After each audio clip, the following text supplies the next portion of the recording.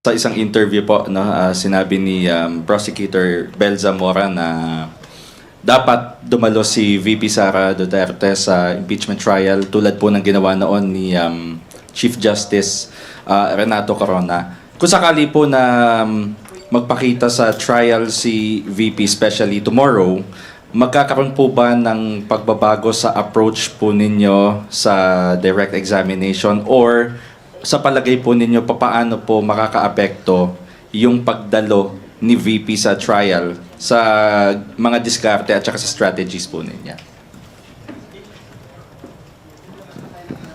Well, sa tingin ko, hindi naman makakaapekto yon dahil as we always say and always state that the prosecution panel, the prosecution team is prepared to do their direct examination sa mga witnesses at mga ebidensyang inilatag natin.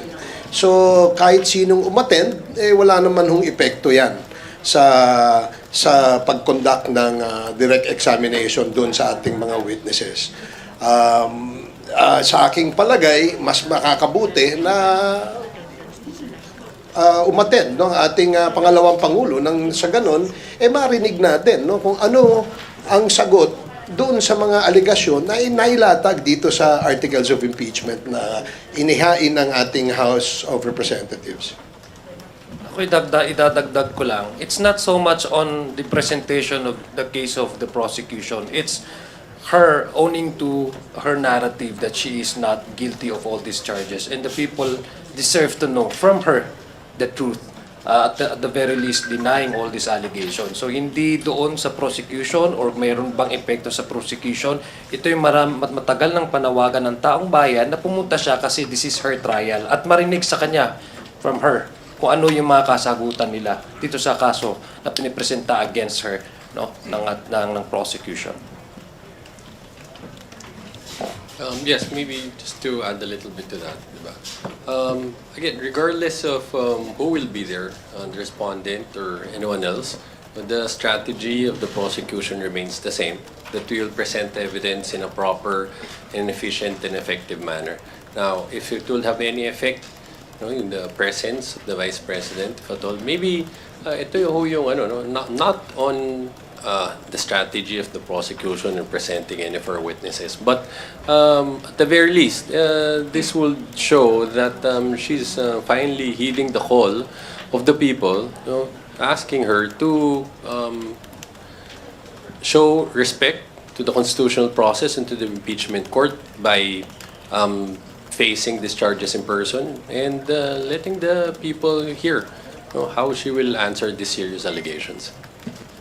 So sa makatwid po, safe to say, walang magiging intimidation. Hindi kayo may intimidate kahit na may presence, kahit na dumalo po si VP. Ako magpapasalamat ako siguro. Thank you nakadalo ka sa trial of the century.